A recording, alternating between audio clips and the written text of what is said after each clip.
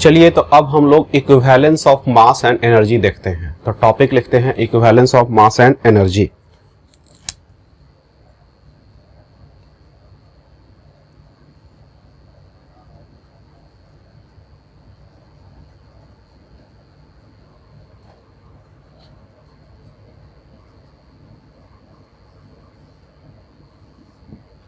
लिखते हैं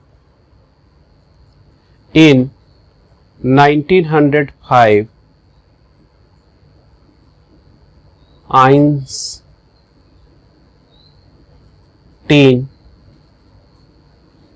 while studying the special theory of relativity, found that mass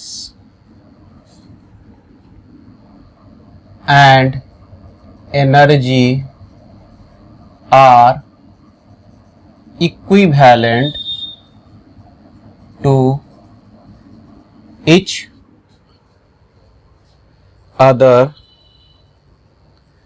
according to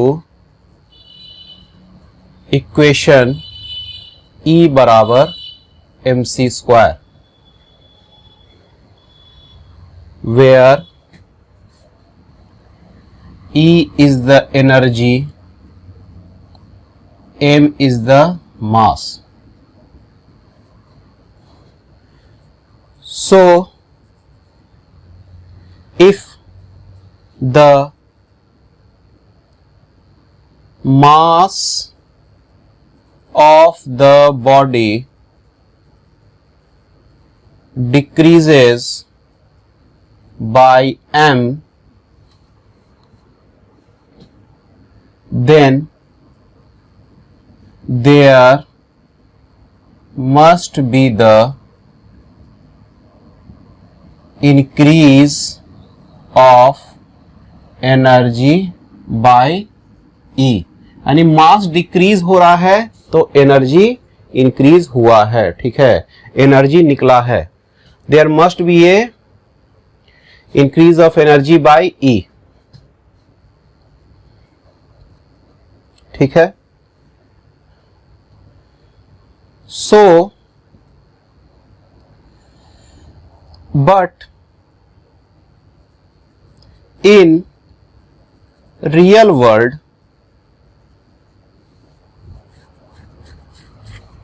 we do not, हाँ, ये increase of energy by E and vice versa, और उसका उल्टा भी मतलब भी वही हुआ। ठीक है, कि मास डिक्रीज होगा तो एनर्जी इंक्रीज करेगा, एनर्जी डिक्रीज करेगा तो मास इंक्रीज करेगा। ठीक है, but in real world we do not, we see a different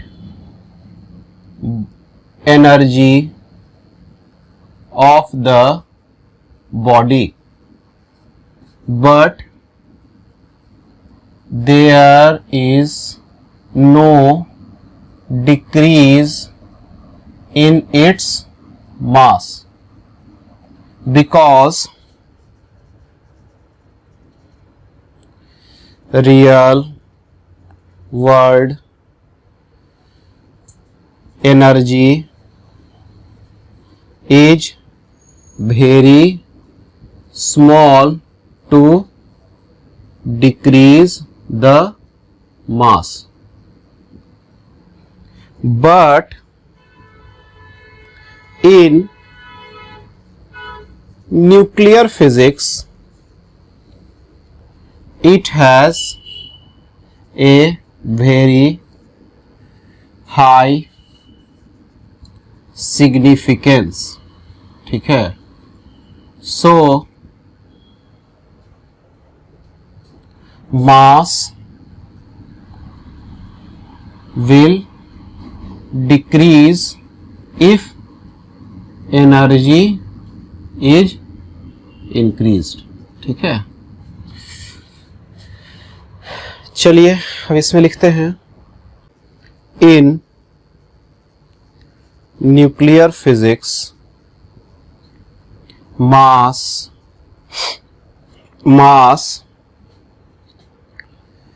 is measured in atomic mass unit AMU, whereas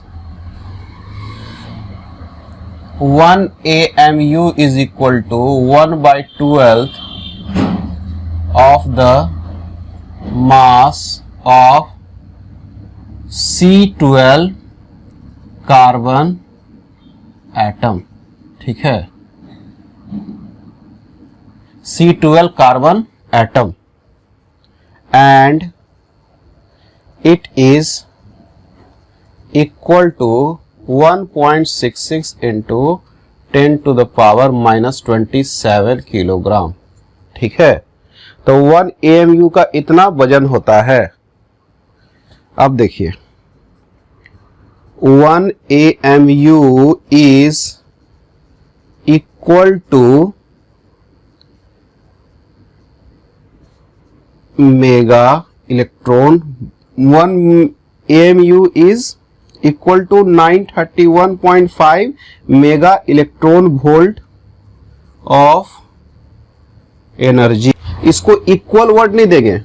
1 AMU is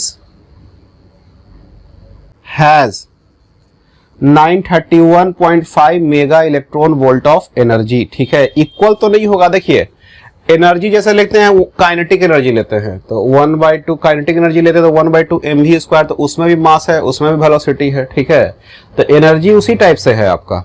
लेकिन क्या है ना कि ये जो मास और एनर्जी का जो इक्वेशन है ना, वो इतना मतलब न्यूक्लियर फिजिक्स में इंपॉर्टेंट है कि हम लोग मास और एनर्जी को हम लोग लगभग इक्वल मान लेते हैं। अच्छा, इतना किलोग्राम इज इक्वल टू इतना एनर्जी। ठीक है, जबकि रियल में यूनिट वाइज ये रियल इक्वल नहीं है, लेकिन हम ऐसा समझते हैं कि अच्छा इतना मास मतलब इतना एनर्जी। ठीक है, तो 1 AMU का मास है, तब हम लोग इतना एनर्जी हम उसको समझेंगे। ठीक है, लेकिन यदि इक्वेशन के फॉर्म में लिखेंगे तो ऐसा ही होगा। ठीक है, और C क्या है आपका?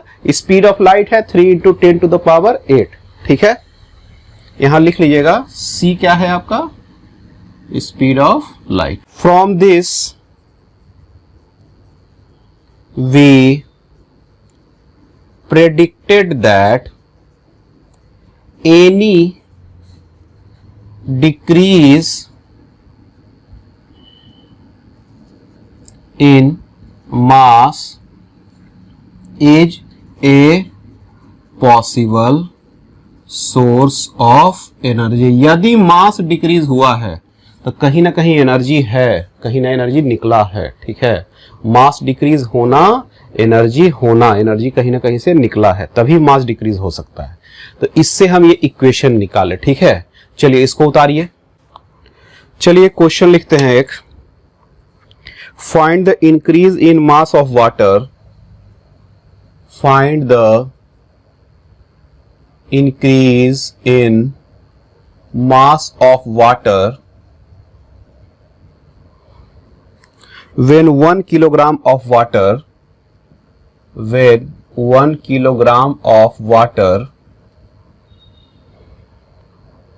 absorbs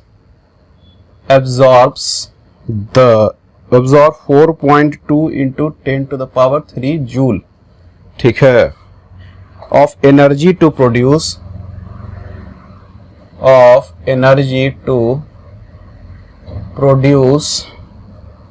a temperature rise of 1 Kelvin, a temperature rise of 1 Kelvin।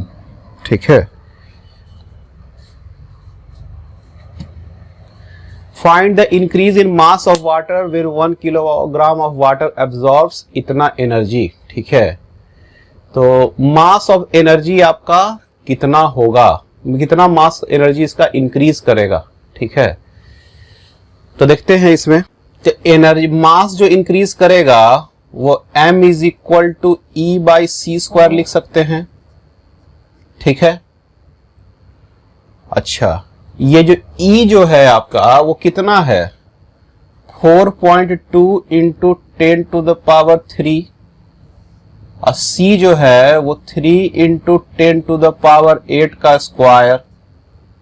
ठीक है, और ये मास किस में आएगा? किलोग्राम में। तो ये कैलकुलेशन करके आया आपका 4.7 इंटू 10⁻⁻14 किलोग्राम।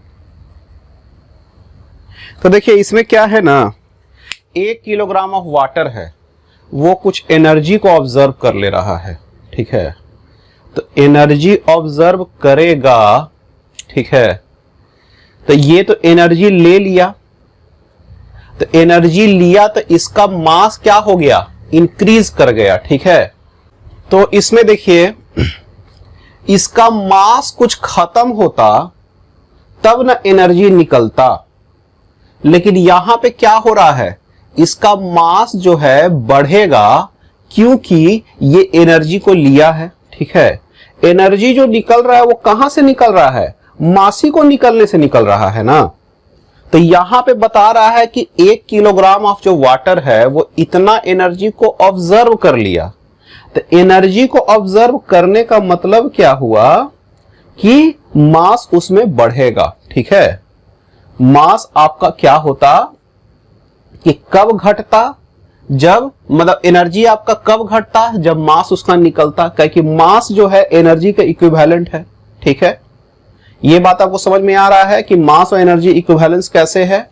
कि जो मास है वो मास में एनर्जी छिपा हुआ है। ठीक है, मास किसी चीज से निकालिएगा तो एनर्जी भी निकलेगा। ठीक है, और एनर्जी मास किसी में दीजिएगा तो एनर्जी भी बढ़ेगा। ठीक है, तो चलिए इसको उतारिए। अब टॉपिक है binding energy and nuclear stability. Binding energy and nuclear stability. इसमें लिखना स्टार्ट करते हैं। When a nucleus is stable,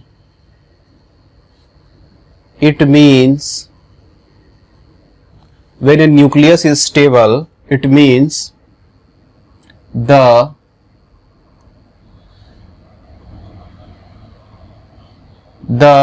nucleons, proton and neutron जो न्यूक्लियस के अंदर में होता है, आर इन स्टेबल स्टेट। इसका मतलब स्टेबल स्टेट में है। But the proton is positive charge and there is electrostatic repulsion between nucleons. There is a electrostatic repulsion between nucleons. So there must be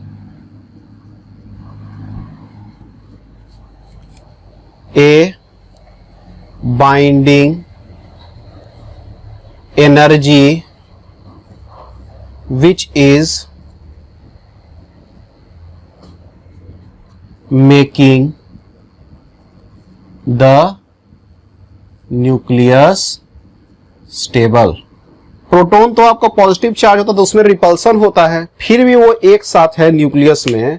यहां इसका मतलब कोई ना कोई बाइंडिंग एनर्जी तो है ना, जो उसको क्या कर रहा है कि एक साथ उसको स्टेबल रख रहा है। बाइंडिंग फोर्स इसको लिखते हैं अभी। बाइंडिंग एनर्जी का जो टर्म है उसको यूज हम लोग आगे करेंगे। अब लिखते हैं here is the nuclear force which acts for distance of 2 फीकोमीटर। ठीक है, द डिस्टेंस ऑफ 2 फीकोमीटर, यानी बहुत ही कम डिस्टेंस पे हम लोग क्या कर रहे हैं कि इसको रखते हैं। तो ये न्यूक्लियर फोर्स जो है इसको एक साथ रखे हुए है। इसमें लिखते हैं the binding energy is, binding energy EB is required. देखिए ये बाइंडिंग फोर्स है, ये जब एक साथ है तो हम कुछ एनर्जी देंगे जिसको हम लोग बाइंडिंग एनर्जी नाम देते हैं। इसीलिए उसको वहां पे बाइंडिंग एनर्जी नहीं लिखे, यहां लिख रहा है कि ये बाइंडिंग एनर्जी क्या है, कि बाइंडिंग एनर्जी एक ऐसा एनर्जी है जिसको देने पर क्या होगा कि न्यूक्लियस का जितना न्यूक्लियॉन्स है, प्रोटॉन और न्यूट्रॉन, सब एकदम अलग हो जाएगा। Is required to separate the nucleons. ठीक है, this binding energy can be understood with energy mass equation, E बराबर mc²। तो इसको हम लोग ऐसे भी लिख सकते हैं, और डेल्टा E बराबर delta mc², where delta E जो हो गया change in energy, delta M change in mass. ठीक है, अब लिखते हैं the mass of the separated nucleons is greater than the mass of stable nucleus. तो ये न्यूक्लियस से ना टूट के न्यूक्लियॉन्स अलग अलग निकला है। ठीक है, so mass has been decreased, so the mass has been decreased, and for this energy is required to increase the mass. So this energy is called as binding energy EB। ठीक है, उसको binding energy EB कहेंगे हम लोग। तो यही binding energy EB जब देते हैं ना, तो जैसे ही EB एनर्जी दिया गया तो उसका मास क्या हो गया, इंक्रीज हो गया। जब अलग अलग पार्ट में टूटा तो उसका मास इंक्रीज हो गया ना। तो इस तरह से इस एनर्जी को हम लोग बाइंडिंग एनर्जी EB कहते हैं। Suppose we have nuclide XZA। ठीक है, then EB is equal to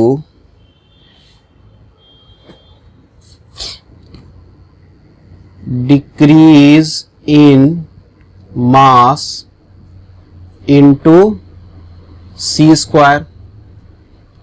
अब देखिए मास जो डिक्रीज हो रहा है, मास निकल रहा है, तो ये कितना मास होगा, Z into mass of proton. ठीक है, अच्छा नंबर ऑफ न्यूट्रॉन कितना है, A minus Z, A minus Z into mass of neutron. ठीक है, मास ऑफ प्रोटॉन और मास ऑफ न्यूट्रॉन क्या हो रहा है, अलग हो जा रहा है ना, मतलब प्रोटॉन और न्यूट्रॉन अलग हो जा रहा है ना, उसी को ना न्यूक्लियॉन्स कह रहे हैं। तो ये जो टोटल मास हो गया उसका जो अलग हुआ, माइनस मास ऑफ न्यूक्लियस, ये जो न्यूक्लाइड जो था ना आपका X, उसका मास है। तो देखिए एक्चुअली में मास डिक्रीज हो रहा है, जो मास जो टूटा है न्यूक्लाइड का, ये जो टूटा है और जो अलग अलग प्रोटॉन और न्यूट्रॉन में जो बदल गया है, तो एक्चुअली में मास इसका क्या हुआ है, इंक्रीज हुआ है। ठीक है, अच्छा ये इंक्रीज हुआ है ना, इंक्रीज इन मास, मास का इंक्रीज हुआ है ना, तो इतना मास minus mx into C square. ठीक है, ये डेल्टा EB हो गया। ये बात समझ में आ रहा है, where mp is the mass of proton, mn mass of neutron, mx mass of nuclei. ठीक है, तो इस तरह से जो मास आपका है वो तीनों का है। ये मास ऑफ प्रोटॉन का नंबर, ये a minus Z mass of neutron का नंबर। ठीक है, और mx मास ऑफ न्यूक्लिया, इसको c स्क्वायर से मल्टीप्लाई किए तो एनर्जी निकल गया। So this much energy must be given to split the nuclei X, Z, A into nucleons of proton and neutron। ठीक है, चलिए इसको यहां तक उतारिए। We can also say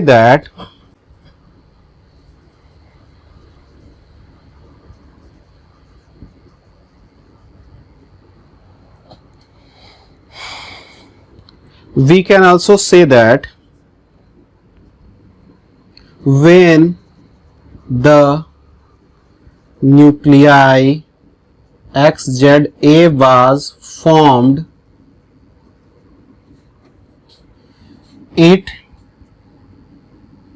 its mass decreased and energy EB was liberated. जब मास decrease हुआ तो मास से एनर्जी भी लिबरेट हो गया। ठीक है, so we need EB to,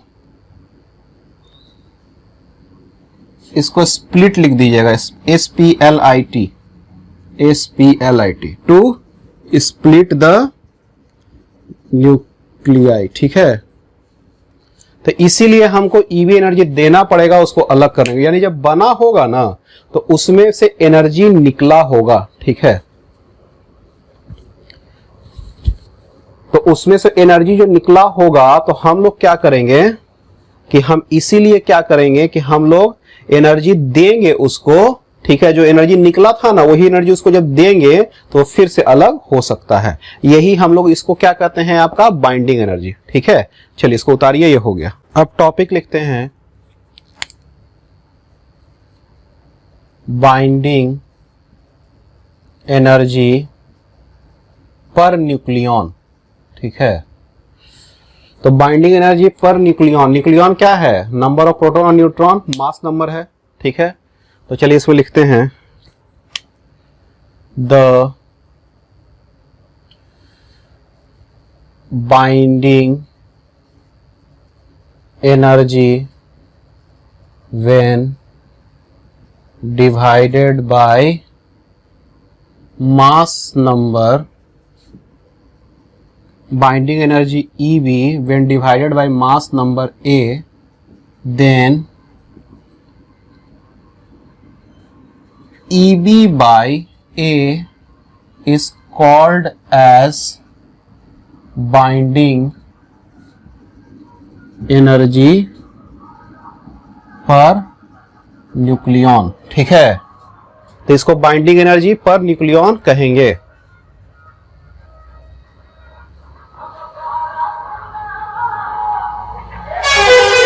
अब देखिए, बाइंडिंग एनर्जी पर न्यूक्लियन कहेंगे, below are the chart of some stable nuclide binding energy, stable nuclide binding energy varies with mass number A is given। तो एक हम चार्ट बना देते हैं, उस चार्ट को थोड़ा देखिए।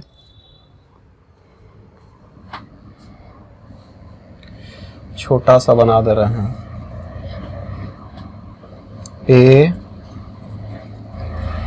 मास number,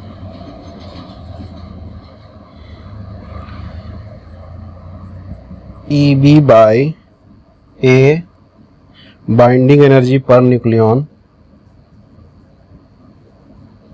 binding energy per nucleon.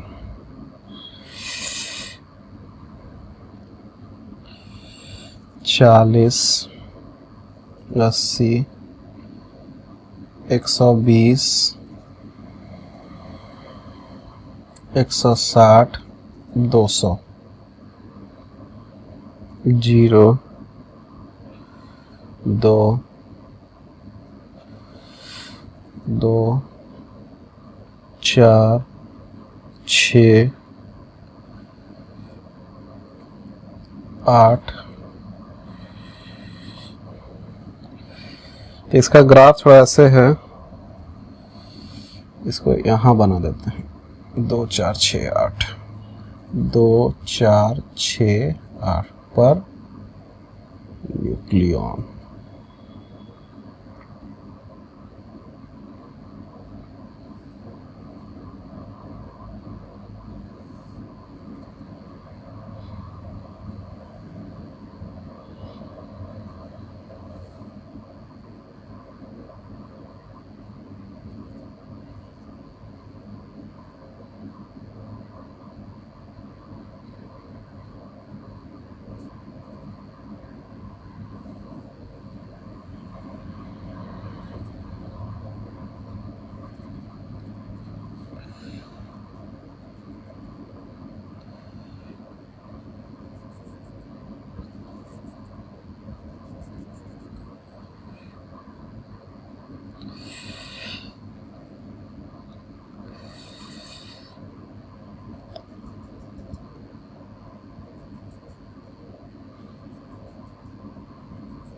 एक रफ ग्राफ हम सिर्फ बना रहे हैं, ठीक है।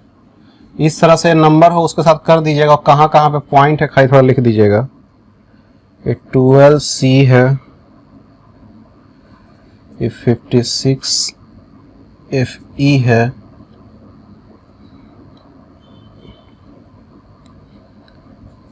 LI 7 है,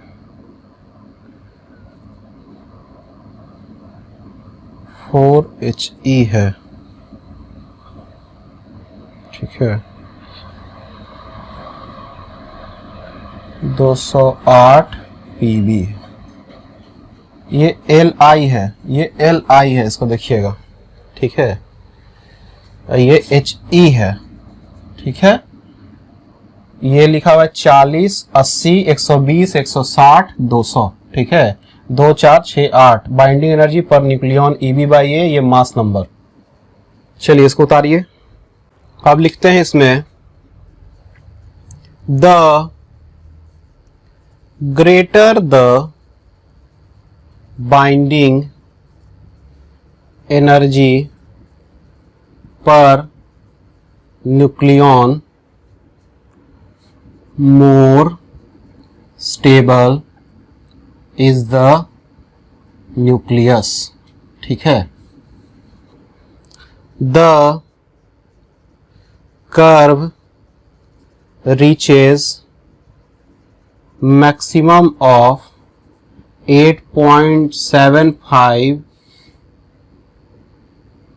of EB by A for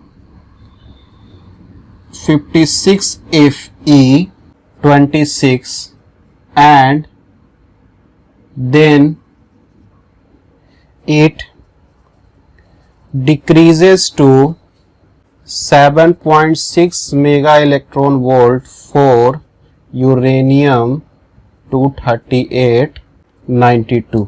ठीक है, लिखते हैं इसमें if nuclear reaction energy is released, it mean the binding energy is increasing। ठीक है,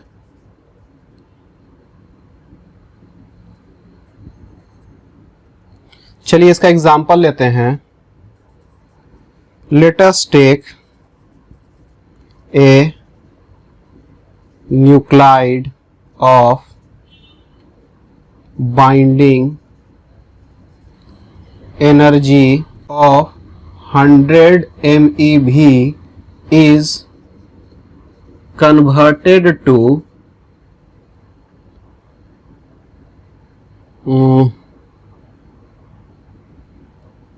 nuclide X of binding energy इतना is converted to daughter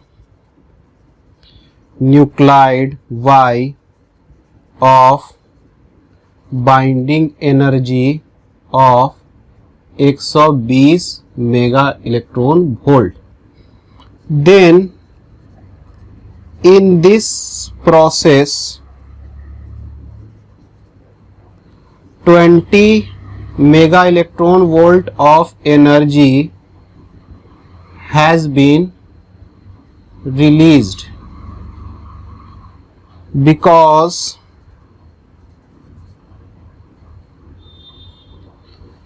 for 120 mega electron volt energy released is 120 megavolt, in which 100 mega electron volt has already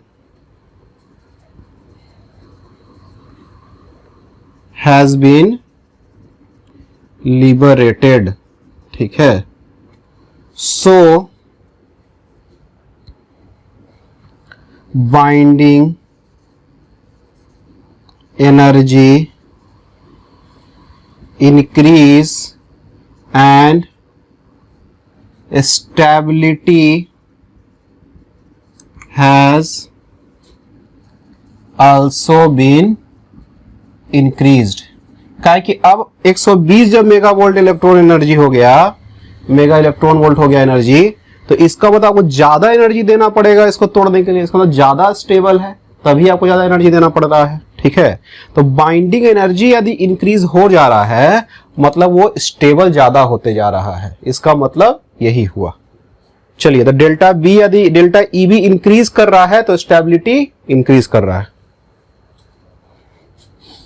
E B increase then stability has also been increase. चलिए, तो एक question करते हैं।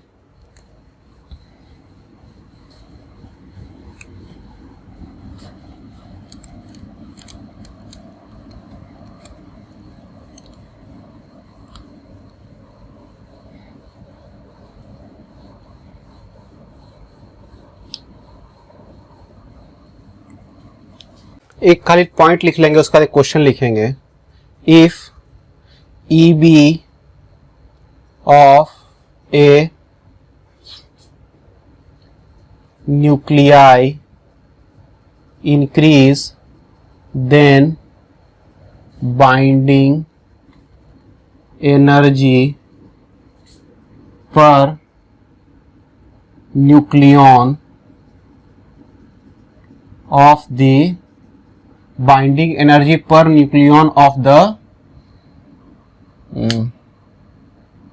nucleon of the daughter nucleus of the daughter nuclei also increase. तो चलिए इसमें example एक लेंगे। एग्जाम्पल क्या है, हम लोग इस पर कैलकुलेट करना है। Consider a nucleus, consider a nucleus x, ax is equal to 100, breaks into light nuclei, breaks into light nuclei of y, ay is equal to 60 and z, az is equal to 40। ठीक है, where x y plus z में टूट जा रहा है। अब लिखा हुआ है binding energy per nucleon of this three, पर nucleon of these three are 7 mega electron volt, 7.5 mega electron volt, 8 mega electron volt। तो चलिए इसमें देखते हैं। तो देखिए पर न्यूक्लियन जो आपका है ना, binding energy per nucleon X Y और जेड का अलग अलग आपको दिया हुआ है। ठीक है, बाइंडिंग एनर्जी पर न्यूक्लियन। तो अब देखिए इसमें है क्या, एक्स मतलब मास नंबर है कि कितना न्यूक्लियस आपका एक्स का है। ठीक है, मतलब इसमें आपका एक्स मास नंबर में है कि नंबर ऑफ प्रोटॉन और न्यूट्रॉन कितना है इसमें। ठीक है, उसी तरह से जो वाई है आपका न्यूक्लियस, उसका जो मास नंबर है 60 और जेड का जो मास नंबर है 40 दिया हुआ है। ठीक है, यानी नंबर मास नंबर प्रोटॉन और न्यूट्रॉन। और न्यूक्लियन में क्या होता है, प्रोटॉन और न्यूट्रॉन दोनों होता है। तो इसका टोटल एनर्जी जो हो जाएगा 100 है इसके पास न्यूक्लियन, मास और प्रोटॉन और न्यूट्रॉन मिला के 100 न्यूक्लियन है। और बाइंडिंग एनर्जी पर न्यूट्रॉन इसका कितना है 7, तो ये 700 टोटल, 700 इसका क्या हो जाएगा मेगा इलेक्ट्रॉन वोल्ट एनर्जी हो जाएगा। So the binding energy of X is equal to 7 into 100, 700 mega electron volt। Binding energy of Y ये कितना हो जाएगा 60 into 7.5। चलिए इसको कैलकुलेट कर देते हैं। बाइंडिंग एनर्जी ऑफ जेड का वैल्यू कितना हो जाएगा 40 इंटू 8 यानी 320 मेगा इलेक्ट्रॉन वोल्ट। और ये कितना हो गया आपका 600, 5 6 या 30, 42, 420, 450 हो गया क्या मेगा इलेक्ट्रॉन। इसीलिए इसका जो कंबाइंड जो एनर्जी जो हो गया वो कितना हो गया 770 और इसका 700। तो देख रहे हैं एनर्जी जो बाइंडिंग एनर्जी जो आपका जो है इसका 770 हो गया और इसका 700 है। तो बाइंडिंग एनर्जी जो आपका बढ़ गया ना, किसका बढ़ गया, जब न्यूक्लियस एक्स वाई जेड में टूटा तो इसका बाइंडिंग एनर्जी बढ़ गया।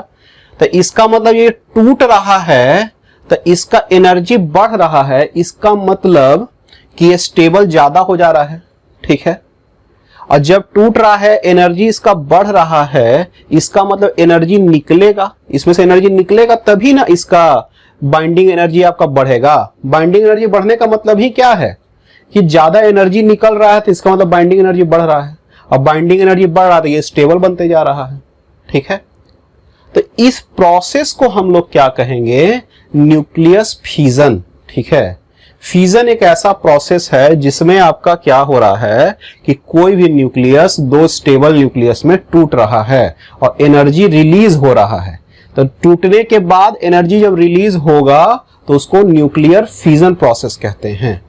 ठीक है, चलिए इसको उतारिए। यहां लिख देते हैं so 70 mega electron volt of energy will be liberated. ठीक है, इस process is also called as nuclear fission in which energy will be liberated। ठीक है, तो एनर्जी लिबरेट होगा तो उसको हम लोग क्या कहेंगे, न्यूक्लियर फ्यूजन प्रोसेस कहेंगे। ठीक है, अब हम लोग न्यूक्लियर फ्यूजन प्रोसेस देखेंगे। तो अच्छा, पहले इस न्यूक्लियर फ्यूजन को हम ऐसा समझ सकते हैं कि दो न्यूक्लियर फ्यूजन में कि एक न्यूक्लियस है वो टूट जा रहा है दो ठो न्यूक्लियस में। ठीक है, और साथ में क्या दे रहा है, एनर्जी दे रहा है। ठीक है, तो ये एनर्जी दे रहा है, तो ये क्या हो जाएगा, nuclear fusion. Here binding energy per nucleon EB by A is increasing. EB by A क्या हो रहा है, इंक्रीज कर रहा है। ठीक है, क्या कि आपका स्टेबल न्यूक्लियस बन रहा है, मतलब EB by A इंक्रीज कर रहा है, पर न्यूक्लियर एनर्जी क्या हो रहा है, इंक्रीज कर रहा है, तभी ना स्टेबल बन रहा है। चलिए इसको उतारिए। अब हम लोग न्यूक्लियर फ्यूजन प्रोसेस देखेंगे।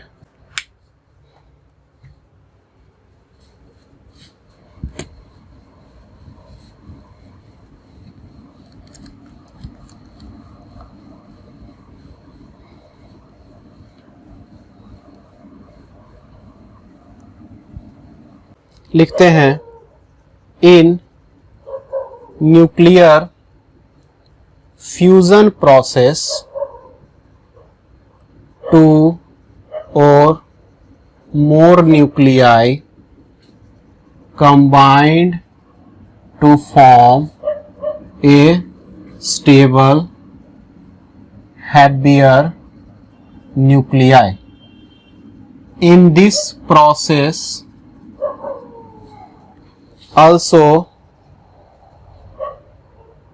binding energy is increased or binding energy per nucleon is increasing. ठीक है, तो बाइंडिंग एनर्जी पर न्यूक्लियन इसमें क्या हो रहा है, इसमें इंक्रीज करेगा। तो इसका जो फोटो है ये मिल के क्या बनेगा, एक हैवियर न्यूक्लियस बनेगा और साथ में एनर्जी लिबरेट करेगा। तो इसका एक ग्राफ बना देते हैं।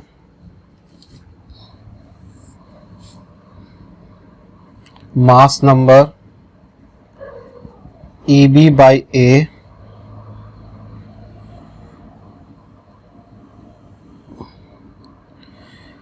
यहाँ पे ये मिल के एक ये फ्यूजन हो गया,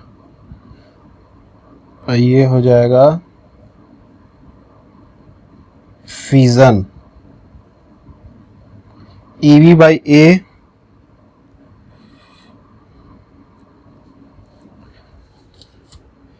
हेयर इन ए क्या है, मास नंबर है आपका।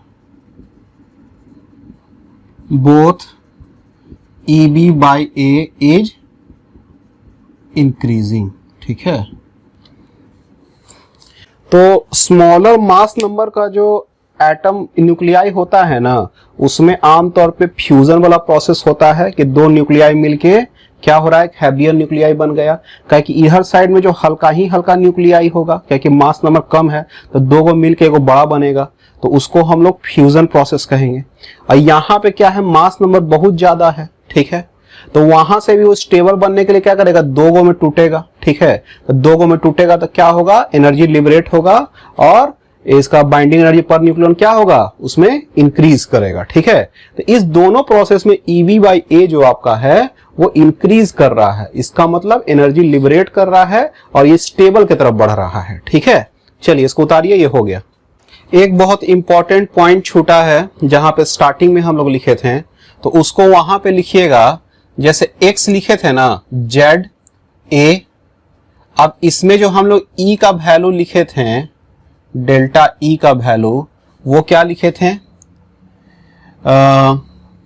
Z into mass of proton plus A minus Z into mass of neutron minus mass of nuclei X into C square. तो ये जो टर्म है ना जेड एम पी, ये एक्चुअली में क्या है आपका M N minus M X, ये एक्चुअली में क्या है, एम का वैल्यू है, ये डेल्टा एम का वैल्यू है, इसको डेल्टा एम इधर लिख देते हैं। तो ये जो टर्म है इसको हम लोग मास डिफेक्ट कहेंगे, ठीक है। ये बहुत ही इंपॉर्टेंट टर्म है मास डिफेक्ट, ठीक है। तो जहां पे वो लिखा हुआ है वहां पे क्या कीजिए, इसको उतार दीजिए और ये जो टर्म हो गया वो मास डिफेक्ट टर्म हो गया, ठीक है। तो मास डिफेक्ट मतलब कितना मास उसका इंक्रीज हुआ, ठीक है। तो ये मास डिफेक्ट वही टर्म आपका हो गया। मास घटना या बढ़ना वो मास डिफेक्ट है, मास का डिफरेंस, ठीक है। इसको उतारिए। चलिए अब टॉपिक आ जाते हैं न्यूक्लियर फिजन। इसके बारे में थोड़ा डिटेल में पढ़ेंगे, ठीक है। न्यूक्लियर फिजन, न्यूक्लियर फिजन से हम लोग जो बॉम्ब बनाते हैं, न्यूक्लियर बॉम्ब, ये न्यूक्लियर फिजन से ही बनता है।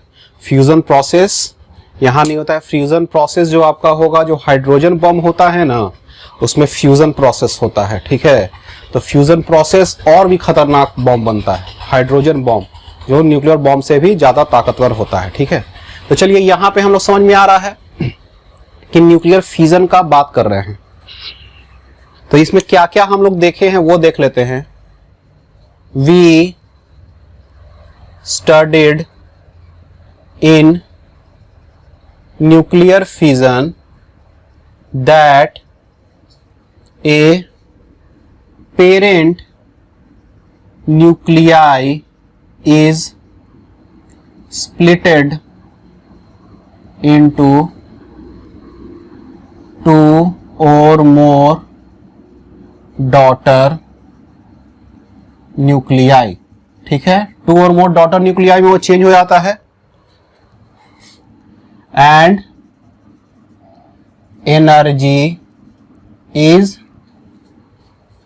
Released, it means binding energy or binding energy per nucleon has increased, ठीक है। बाइंडिंग एनर्जी पर न्यूक्लियन आपका क्या हुआ है, इंक्रीज हुआ है, तभी वो एनर्जी निकल रहा है। एनर्जी निकलना मतलब बाइंडिंग एनर्जी बढ़ना और स्टेबल हो जाना। तो ये एक्चुअली में बाइंडिंग एनर्जी पर न्यूक्लियन क्या होता है, इसमें इंक्रीज कर जाता है। The difference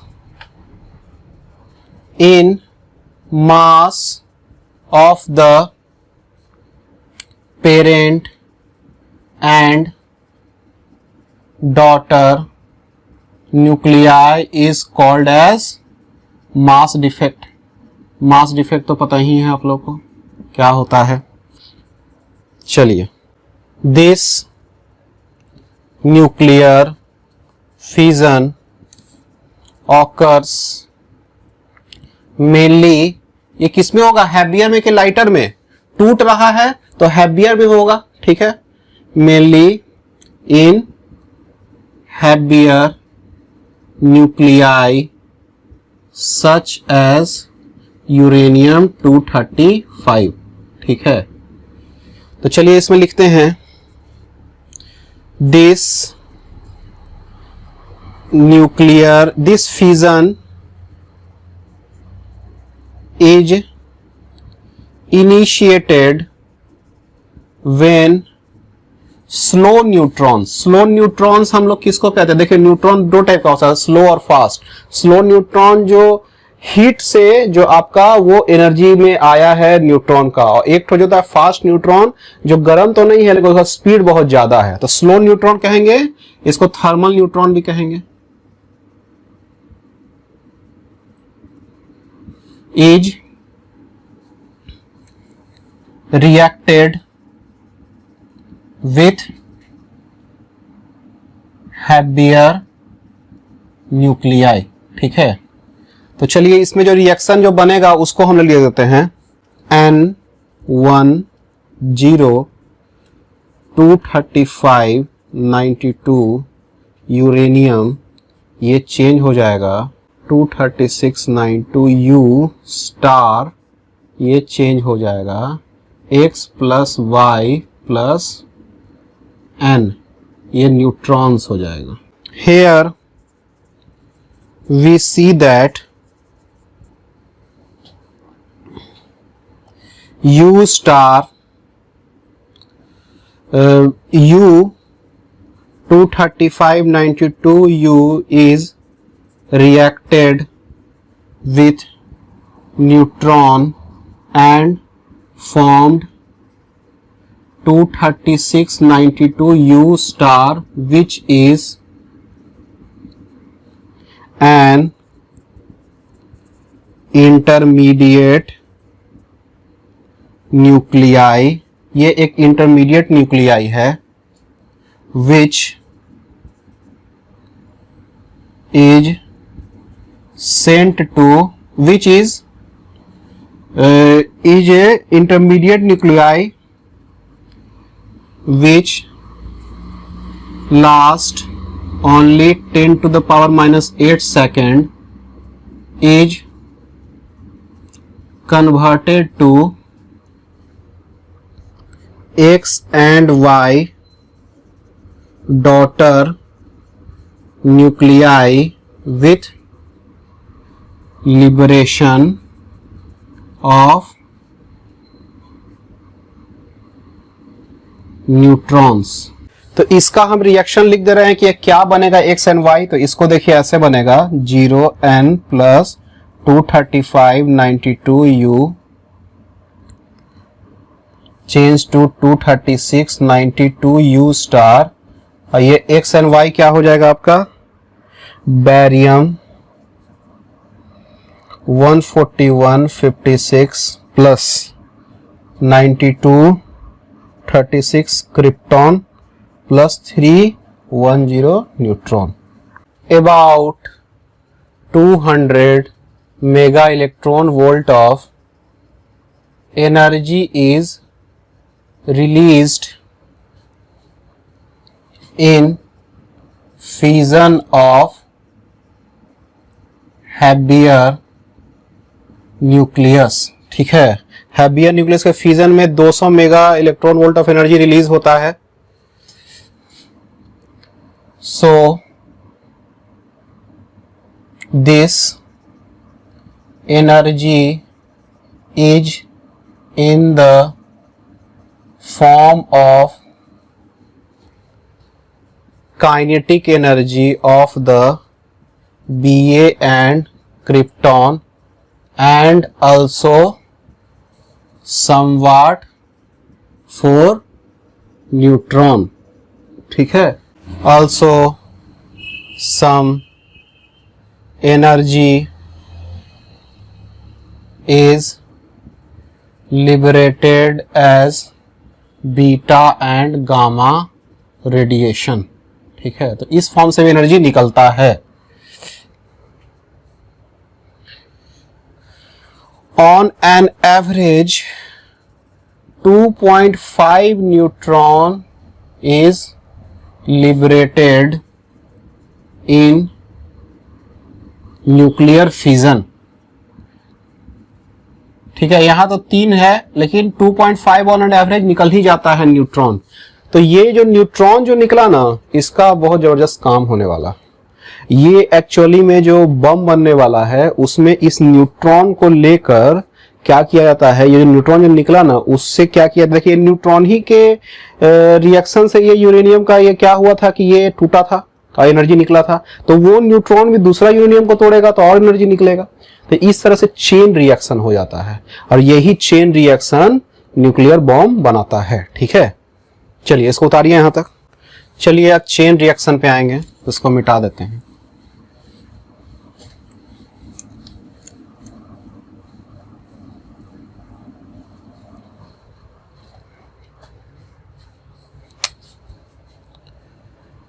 chain reaction. तो चेन रिएक्शन में क्या है, the neutron liberated in the fission of nuclear reaction, neutron liberated in the fission of nuclear reaction is again used to react with nucleus, and so a chain reaction can be done. So a chain reaction can be done, and there will be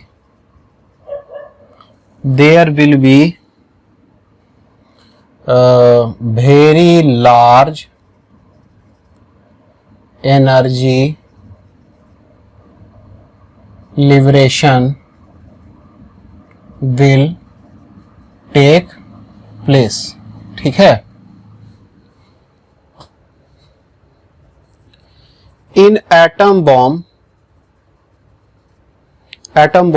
वही nuclear bomb, we use this concept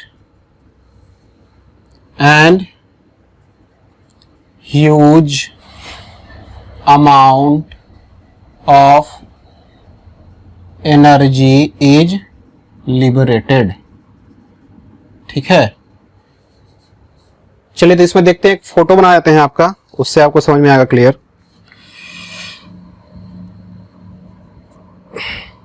U-235 neutron इसके साथ आया,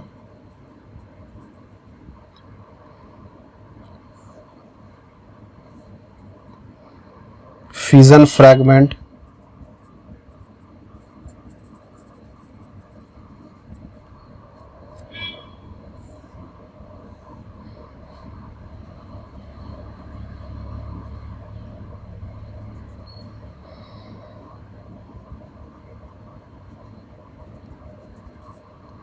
uranium 235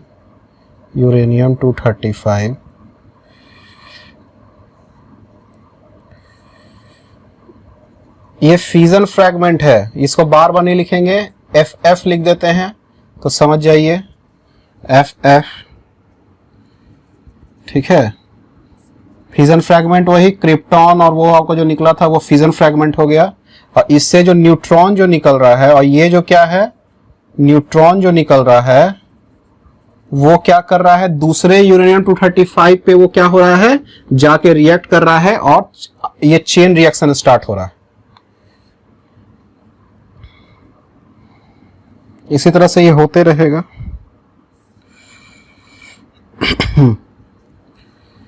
uranium 235 uranium 235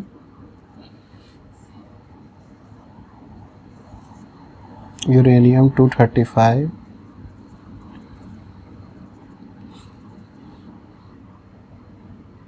चलिए इसको उतारिए, फिर इसको मिटाएंगे।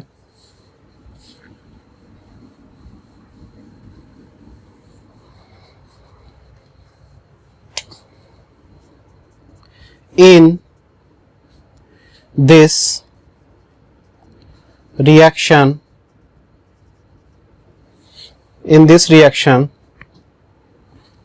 the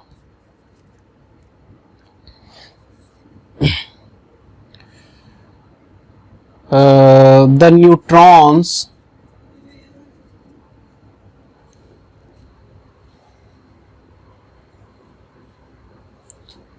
liberated mostly escapes from the surface. क्या होता है, मोस्टली एस्केप कर जाता है सरफेस से। सो only few is available for the fission process, ठीक है, few neutrons is available for fission process. For this there is a critical size of the material made up of parent nuclei should be there so that the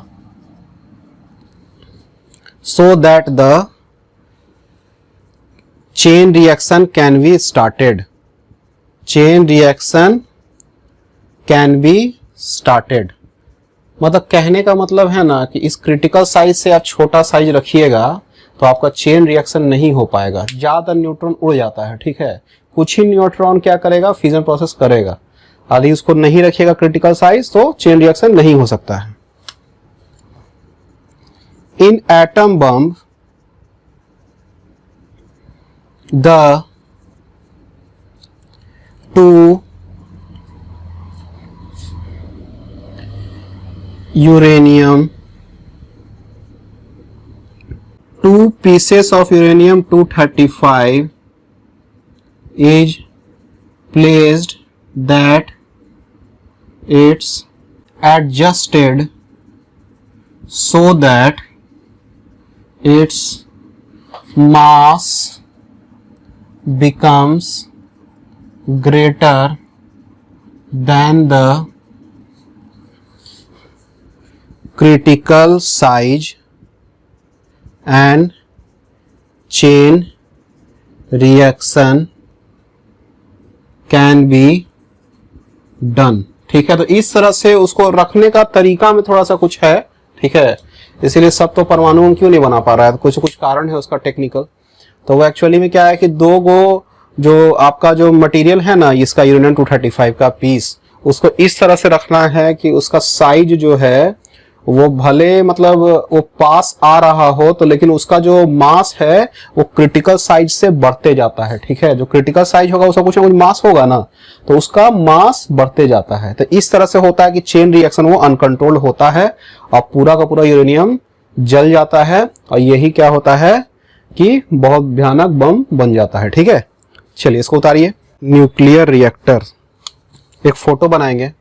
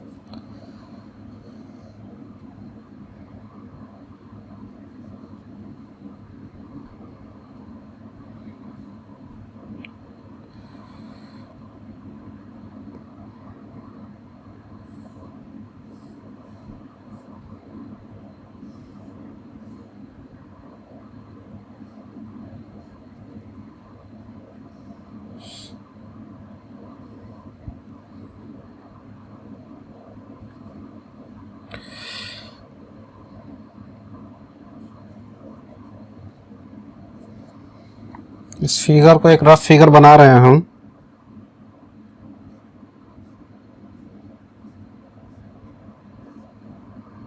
uranium rod,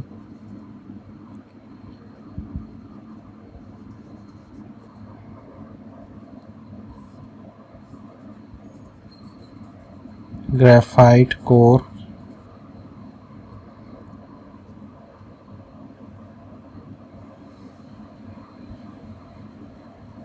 इसके पीछे में, ये graphite core के पीछे में steel का plate है मोटा, चारों तरफ स्टील का प्लेट लगा दिया जाता है, ठीक है।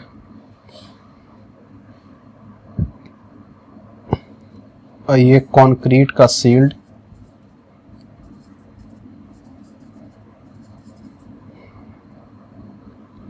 यहां पे भी रॉड है,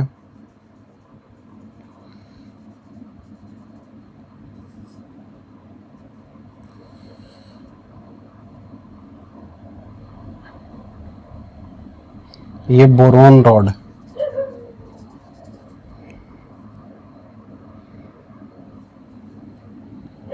बोरोन स्टील कंट्रोल रॉड,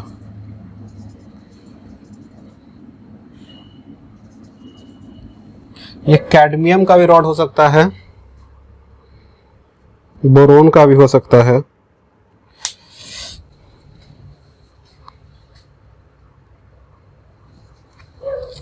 लिखते हैं इसमें, अब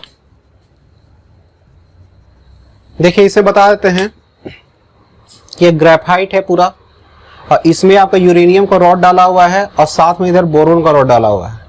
यूरेनियम का रॉड में आपका 99% आपका यूरेनियम 238 होता है और 1% सिर्फ यूरेनियम 235 होता है, और इसमें रिएक्शन यूरेनियम 235 करता है, ठीक है। यूरेनियम 238 नहीं करता है, वो सिर्फ मॉडरेटर का काम करता है। इसीलिए इसमें कंट्रोल तरीका से क्या होता है, तो ये रॉड पहले ही से बनाया हुआ रहता है, तो रॉड को सिर्फ डालना रहता है और इससे हम लोग को बिजली बनाना रहता है, ठीक है। और ये देखिए आपका स्टील का आपका परत लगाया हुआ है। होता क्या है कि जब न्यूक्लियर रिएक्शन होता है तो उसमें बहुत ही अल्फा बीटा गामा रे सब निकलता है जो बहुत ही घातक होता है, तो कोशिश किया जाता है कि कम से कम बाहर निकले, तो इस कारण से इसको स्टील से यहाँ पे लगाया हुआ है। साथ में इसको पूरा का पूरा जो सिस्टम को है बहुत ही मोटा कंक्रीट का सील्ड से इसको बंद किया हुआ रहता है, ठीक है। इस तरह से बंद किया हुआ रहता है कि आराम से कोई दिक्कत नहीं हो रिएक्शन होने में, ठीक है। और जब रिएक्शन मान लीजिए कभी अनकंट्रोल्ड हो जाए, कभी फट जाए, तब भी क्या होगा कि इतना मोटा होगा, ये कम से कम 15-15 मीटर और 20-20 मीटर का होता है ये, इसका दीवार जो होता है चारों तरफ, तो वो एक्चुअली क्या करता है, इसके रेडिएशन को बाहर नहीं निकलने देता है, ठीक है। चलिए इसमें लिखते हैं, in nuclear reactor the nuclear reaction is done in very controlled way in which only one neutron is available for fission process, ठीक है। तो एक ही न्यूट्रॉन अवेलेबल होता है इस तरह से, क्योंकि बाकी सब न्यूट्रॉन को क्या किया, सोख लिया जाता है। ये बोरोन स्टील जो लगा हुआ है ना, तो कंट्रोल रॉड, ये क्या एक्चुअली क्या करता है, इसको सोख लेता है। अब लिखते हैं इसमें, here the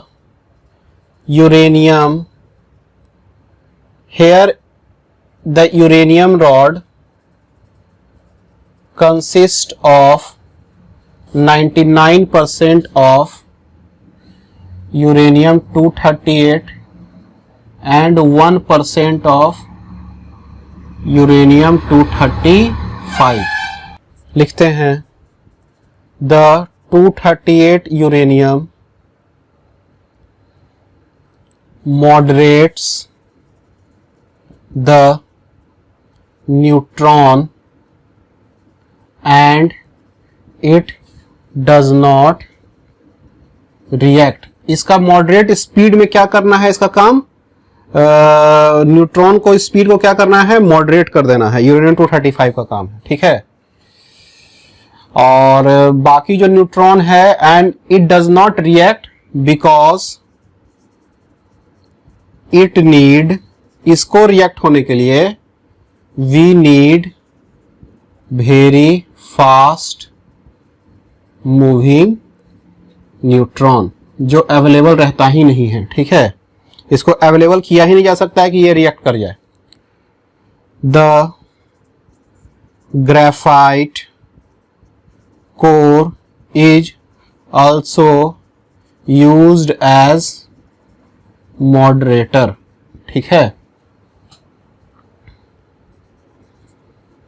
so the 235 uranium reacts with the neutron and energy is released। ठीक है,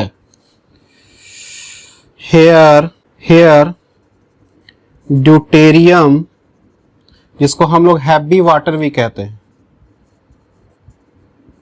is also used as moderator। Heavy water ही बनाकर रखा जाता है कंट्रोल करने के लिए रिएक्शन को। ठीक है, also used as moderator as with graphite, और ग्रेफाइट भी यही काम करता है।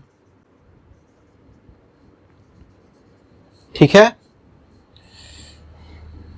The uranium rod is inserted in the graphite core and also boron steel control rod is used along with, because it can absorb the fast moving neutron very quickly and the reaction and the chain reaction can be controlled instantly। ठीक है, तो instantly control करने के लिए आप उसमें जगह बनाता है बोरोन रॉड का, तो फटाफट उसमें डालते जाइए, तो डालिएगा तुरंत रिएक्शन कंट्रोल हो जाती है, अनकंट्रोल हो जाता है। तो ऐसा होता नहीं है, बहुत ही स्लो तरीका से इससे एनर्जी का यूज किया जाता है, क्योंकि ये बहुत खतरनाक होता है। बस इसमें एक लाइन और लिख देते हैं, the first nuclear reactor was made by Fermi in Chicago in 1942। 1942 में पहला बनाया गया था न्यूक्लियर रिएक्टर। चलिए, आपका न्यूक्लियर रिएक्टर खत्म हो गया, इसको मिटाया जाए। Nuclear fission,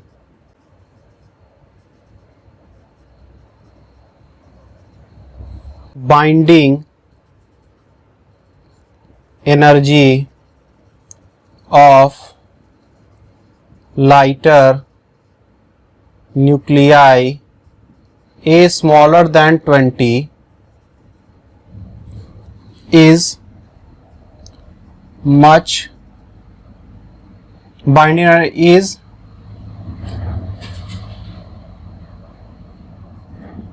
smaller than the binding energy of heavier nuclei। ठीक है, तो लाइटर न्यूक्लियाई का जो A स्मॉलर देन 20 होगा वो बहुत ही कम होता है binding energy of heavier nuclei. यानी हैवियर न्यूक्लियाई जो इससे होगा ज्यादा स्टेबल कंडीशन में होगा, उसका बाइंडिंग एनर्जी ज्यादा वैल्यू होगा। ठीक है, सो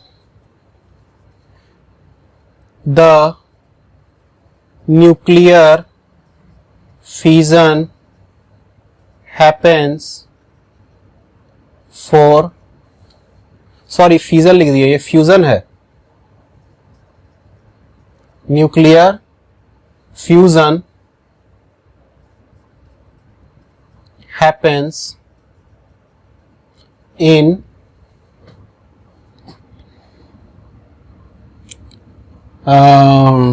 smaller nuclei combined to form a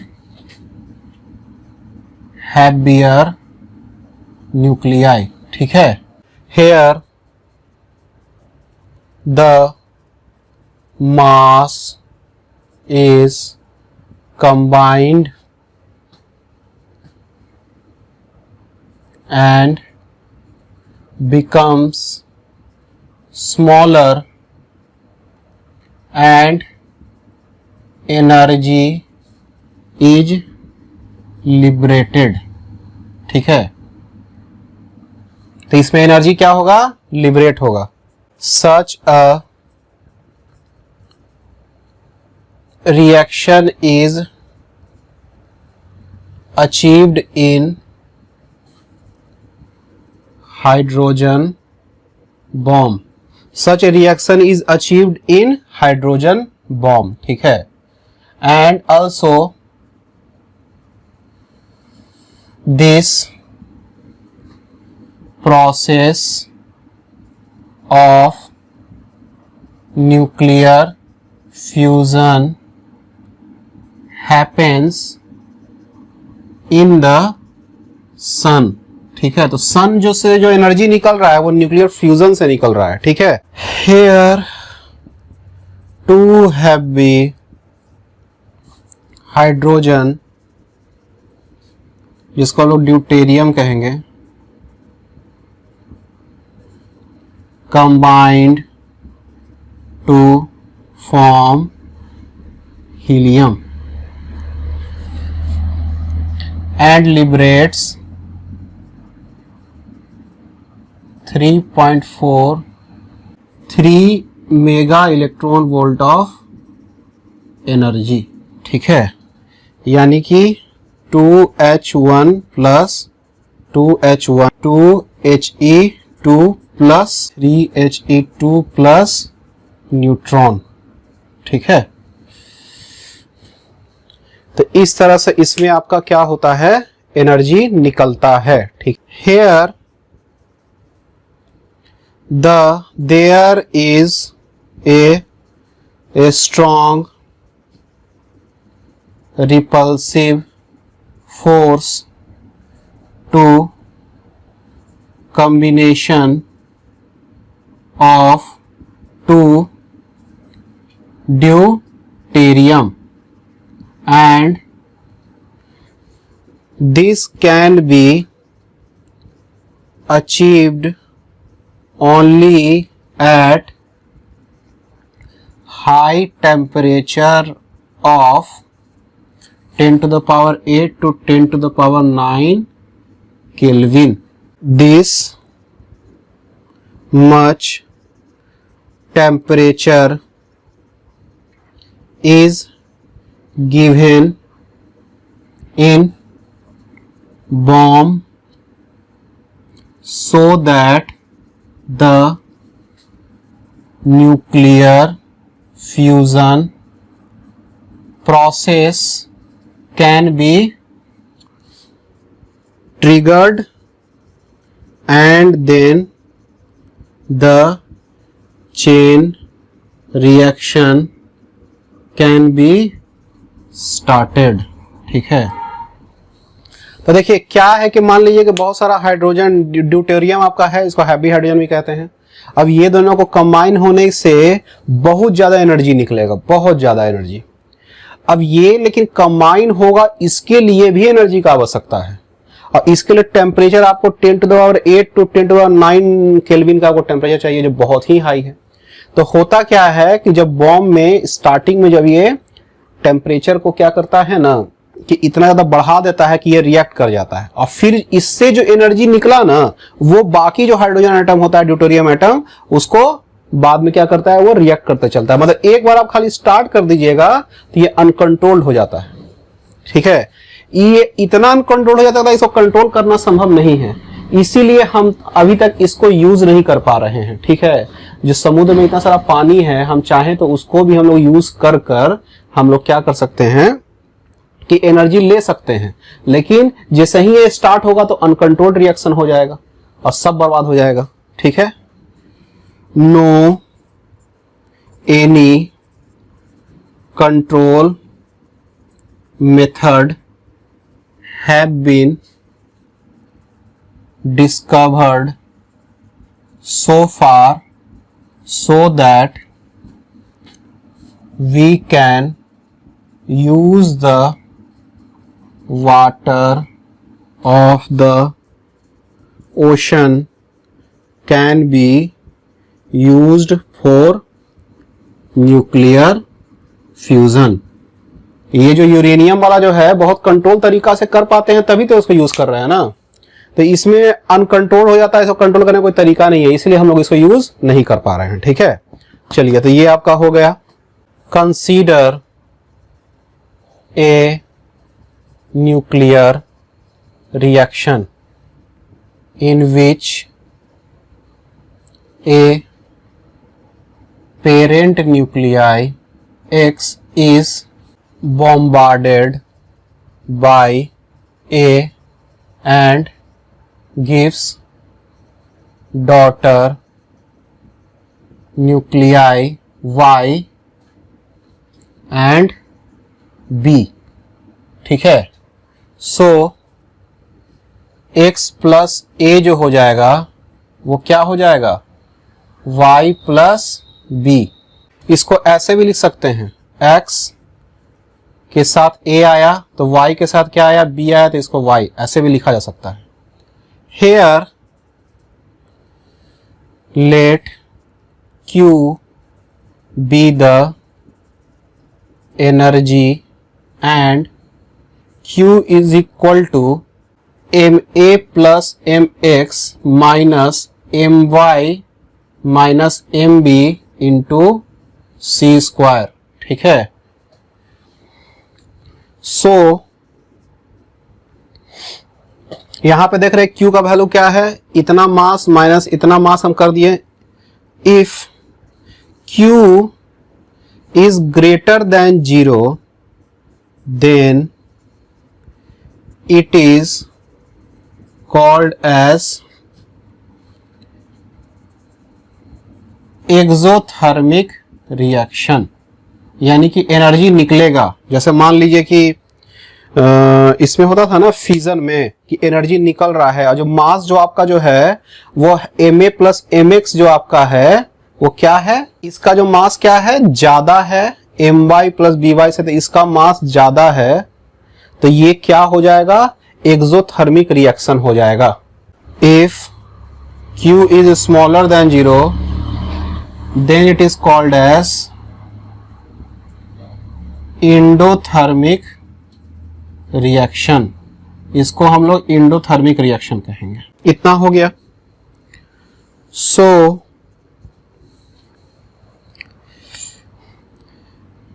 in exothermic यहीं पे लिख देते हैं, इनकमिंग मास, इसका जो मास है Ma प्लस ms इसको इनकमिंग मास कहेंगे, और My प्लस by को क्या कहेंगे, Mb को outgoing mass. Incoming mass is greater than outgoing mass.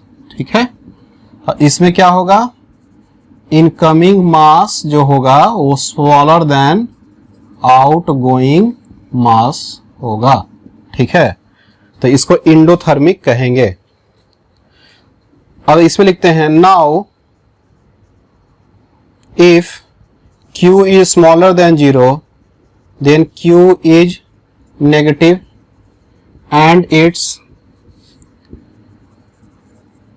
magnitude is modulus of Q। ठीक है, सो इसका मॉडुलस ऑफ Q इसका मैग्नीट्यूड हो गया। So the energy for endothermic reaction to start should be given greater than Q because the outgoing particle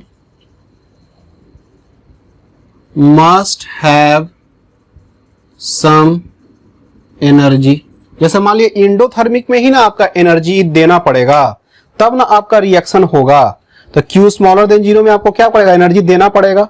तो हम Q का जो एनर्जी जो देंगे वो Q से थोड़ा सा ज्यादा ही देंगे, ठीक है। क्यों Q से थोड़ा ज्यादा देंगे, क्योंकि ज्यादा देंगे तो ये तो रिएक्शन तो हो जाएगा, लेकिन जो पार्टिकल निकलेगा उसका भी कुछ स्पीड होना चाहिए ना।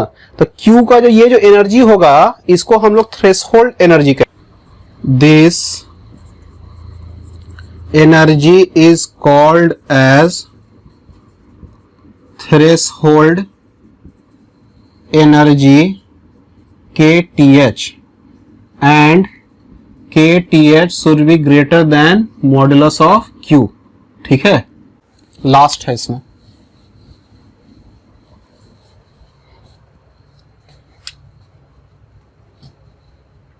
if the bombarding particle have mass m1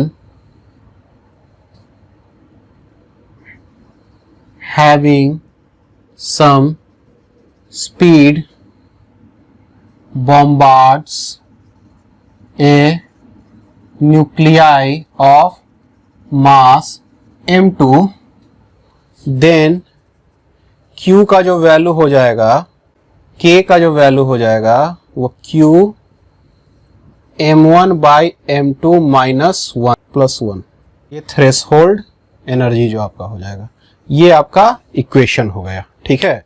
कब, जब आपका जो मास है आपका, उसका जो बॉम्बार्डिंग पार्टिकल है उसका मास हो, ठीक है, और उसका स्पीड हो और उसका बाकी वो रुका हुआ हो, मास m2 एट रेस्ट, तब के लिए है ये, ठीक है। चलिए ये हो गया, इससे रिलेटेड हम लोग को सवाल करेंगे। इन ए फ्यूजन रिएक्शन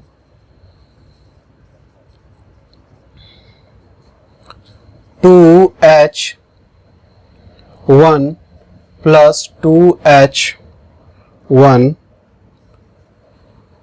ये जो बन जा रहा है helium 32 plus N0, the masses of deuteron, the masses of deuteron, helium and neutron, helium and neutron expressed in AMU, expressed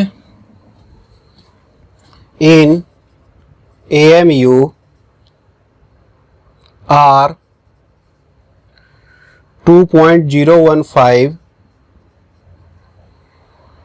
3.017 and 1.009, ठीक है। तो सबका मास दे दिया गया है respectively.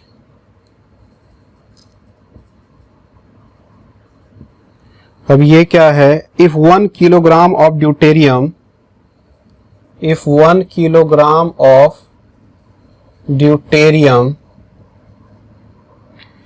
undergoes complete fusion,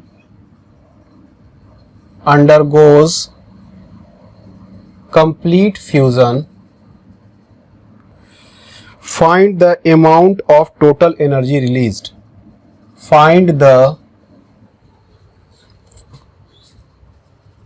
amount of total energy released।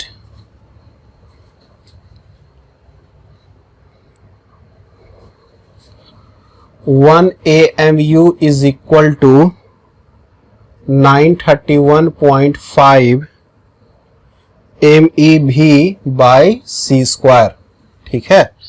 ये equal नहीं है, ये इक्विवेलेंट टू है, इक्विवेलेंट टू समझ जाइए इसको। अब देखिए आपका जो कह रहा है कि फ्यूजन रिएक्शन हो रहा है, दो ठो ड्यूटेरियम जो मिल रहा है वो हीलियम बना रहा है, न्यूट्रॉन निकल रहा है। Mass of deuteron, helium and neutron express in AMU और इतना इतना इतना, ठीक है। If 1 kilogram of deuterium undergoes complete fusion, ठीक है, 1 किलोग्राम ड्यूटेरियम जाता है कंप्लीट फ्यूजन में, find the amount of total energy released, ठीक है। तो पहले तो हम इसमें निकालेंगे कितना एनर्जी रिलीज हुआ, total energy released in reaction. पहला करते हैं, पहले निकालते हैं मास डिफेक्ट। मास डिफेक्ट कितना होगा, चलिए तो मास डिफेक्ट में इसमें जो कर देना है 2 into mass of deuterium minus mass of helium plus mass of neutron. देखिए 2 मास ऑफ ड्यूटेरियम का कितना है भाई, मास 2.015 है, और ये जो मास ऑफ हीलियम जो होगा वो क्या होगा 3.017 into 3.07 plus mass of neutron कितना है 1.009। तो इसको मल्टीप्लाई सब्ट्रैक्ट करके जो आपका एनर्जी आएगा 0.004 AMU, ठीक। अच्छा अब देखिए 1 AMU इतना एनर्जी है आपका, ठीक है, इक्विवेलेंट तो मतलब 1 UME इतना एनर्जी के लगभग बराबर है। 1 AMU इज इक्विवेलेंट टू कितना है 931.5 मेगा वोल्ट एनर्जी का। सो 0.004 AMU जो हो जाएगा वो क्या हो जाएगा 931.5 इंटू 0.004 मेगा इलेक्ट्रॉन वोल्ट। इसका जो टोटल एनर्जी आएगा 3.726 मेगा इलेक्ट्रॉन वोल्ट एनर्जी आ गया। अच्छा अब यहां तक आ गया। अच्छा अब क्या करते हैं, इतना AMU का इतना एनर्जी आ गया।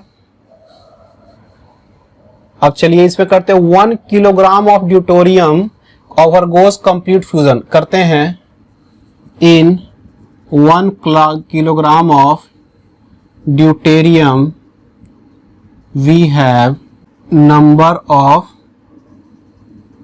deuterium is 6.026 into 10 to the power 26 by 2।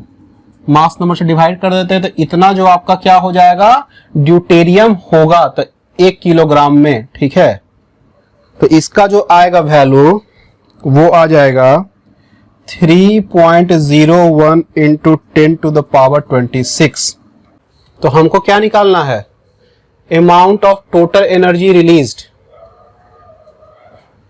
तो 1 किलोग्राम में जो आपका है टोटल एनर्जी रिलीज कितना हुआ वो निकालना है। तो इसमें तो पहले आपका इतना ड्यूटेरियम है तो total energy will B 3.01 into 10 power 26 into 3.726 mega electron volt. इसका जो टोटल एनर्जी का वैल्यू आएगा। अच्छा यहां देखिए ये जो आप जो लिखे थे ना कि 2 ड्यूटेरियम का एनर्जी है, 2 ड्यूटेरियम का एनर्जी है, तो एक ड्यूटेरियम का एनर्जी हो जाएगा 3.726 by 2 तो 1.863 मेगा इलेक्ट्रॉन वोल्ट। तो एक का जो हो जाएगा क्या हो जाएगा 1.863 मेगा इलेक्ट्रॉन वोल्ट। इसका जो टोटल एनर्जी हो जाएगा 5.6 into 10 to the power 26 mega electron volt. इसको जब जूल में करेंगे 10 to the power 6 into 1.6 into 10 to the power minus 19 joule. इसका वैल्यू आ जाएगा 9 into 10 to the power 13 joule. ठीक है, चलिए इसको निकालिए। सबसे पहले हम लोग मास डिफेक्ट निकाले, कितना AMU आया, उस AMU के अनुसार से उतना एनर्जी निकाल दिए। लेकिन ये 2 ड्यूटेरियम का एनर्जी था तो 2 से डिवाइड कर देते, 1 ड्यूटेरियम का एनर्जी निकाल दिए। अब क्या किए कि 1 किलोग्राम में देख रहे हैं कि कितना ड्यूटेरियम है, वो निकाल दिए। अब उसका टोटल एनर्जी निकाल दिए, यही तो टोटल एनर्जी निकालना था 1 किलोग्राम ड्यूटेरियम का। ठीक है, चलिए इसको उतारिए, ये हो गया। अगले क्वेश्चन की तरफ बढ़ेंगे। A nucleus with mass number, a nucleus with mass number 220 initially at rest emits an alpha particle. If the Q value of the reaction, if the Q value of the reaction is 5.5 mega electron volt, calculate the kinetic energy of the alpha particle. Calculate the kinetic energy of the alpha particle. लिखते हैं इसमें, mass number 220 है, initially at rest है, emit alpha particle करता है। Q value of the reaction कितना है, इतना है। Calculate the kinetic energy of the alpha particle. देखिए पहले एक ये है, ठीक है। अब मास नंबर इसका कितना है, ए का वैल्यू 220 है। बाद में ये टूट जाता है 2 पार्टिकल में। ए का वैल्यू अब अल्फा पार्टिकल में टूटता है तो उसका तो 4 हो जाएगा मास नंबर, और इसका क्या हो जाएगा 216। ठीक है, ए क्या है, मास नंबर है। ठीक है, ए मास नंबर है। अब चलिए, अब Q जो वैल्यू जो है, Q value will be converted into kinetic energy of 1 and 2 particle. ठीक है, इसका काइनेटिक एनर्जी कुछ होगा, इसका काइनेटिक एनर्जी को हम लोग क्या ले लेते हैं, K1, और इसका K2 ले लेते हैं। ठीक है, kinetic energy K1 and K2 of particle. So Q is equal to K1 plus K2, और Q का वैल्यू कितना दिया हुआ है, 5.5 मेगा इलेक्ट्रॉन वोल्ट। ठीक है, चलिए यहां तक समझ में आ रहा होगा। अब here no external force, so momentum is conserved. So P1 is equal to P2 root under 2K1 M, 2K1 M1 is equal to 2K2 M2। अच्छा, ये रूट हटा देंगे और 2 हटा देंगे तो K1 M1 is equal to K2 M2। अच्छा, K1 जो आपका हो गया काइनेटिक एनर्जी K1, और M1 का वैल्यू क्या हो जाएगा, इसका M1 का वैल्यू हो जाएगा 216, और K2 का जो वैल्यू हो जाएगा उसको K2 ही रहने देंगे, और M2 का वैल्यू क्या हो जाएगा 4। तो K2 का वैल्यू 4 5 या 20, 4 से 54 K1, K2 का वैल्यू 54 K1, और K1 प्लस K2 का वैल्यू क्या है 5.5 मेगा इलेक्ट्रॉन वोल्ट। तो इसके जगह पे 54 K1 डाल देंगे तो ये 5.5, तो K1 is equal to 5.5 by 55। ठीक है, तो ये क्या हो जाएगा 0.1 मेगा इलेक्ट्रॉन वोल्ट। ठीक है, सो K2 का वैल्यू क्या हो जाएगा 54 K1, 54 और 0.5 मेगा इलेक्ट्रॉन वोल्ट, यानी कि 5.4 मेगा इलेक्ट्रॉन वोल्ट। यही kinetic energy of alpha particle. ठीक है, ये बात समझ में आ रहा होगा कि कैसे है। एक्सटर्नल फोर्स नहीं लग रहा है इसलिए मोमेंटम कंजर्व है, ठीक है। और मोमेंटम का 2 काइनेटिक एनर्जी इंटू m1 हम लोग पहले पढ़ चुके हैं, ठीक है, उसको यूज कीजिए, ये हो गया। तो चलिए अगले क्वेश्चन की तरफ आ जाते हैं।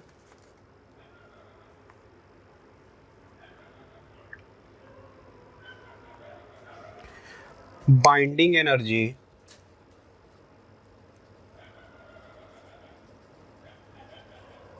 पर nucleons varies mass number versus mass number curve versus mass number curve for nuclei is shown, for nuclei is shown in figure X W X Y Z, W X Y and Z are figure, फिर W X Y Z are 4 nuclei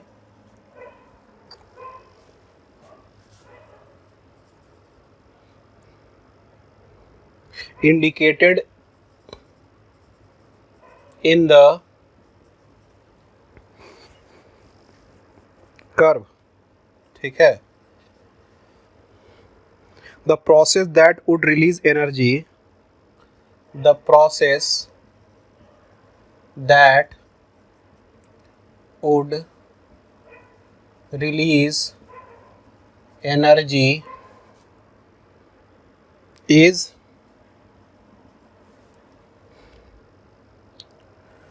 Y से 2Z, B W से X plus Z, C W से 2Y, D X से Y plus Z, ठीक है। और figure दिया हुआ है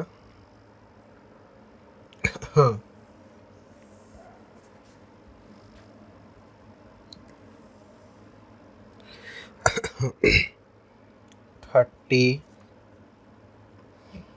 60 90 100 सॉरी 120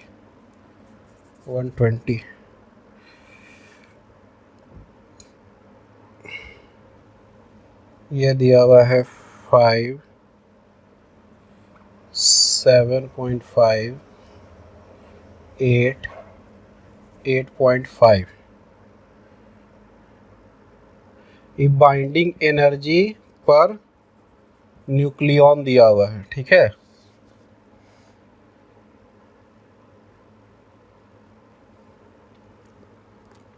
और ये मास नंबर ऑफ न्यूक्लियाई दिया हुआ है,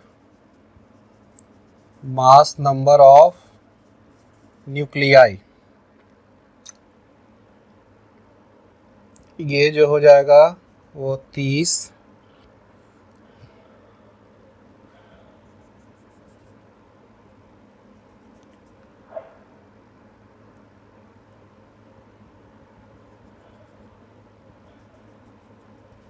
90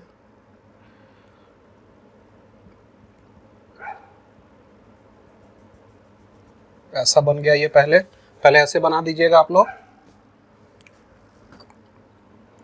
करते करते इसको y पे लाना है, फिर इधर से x और ये z y x और ये w।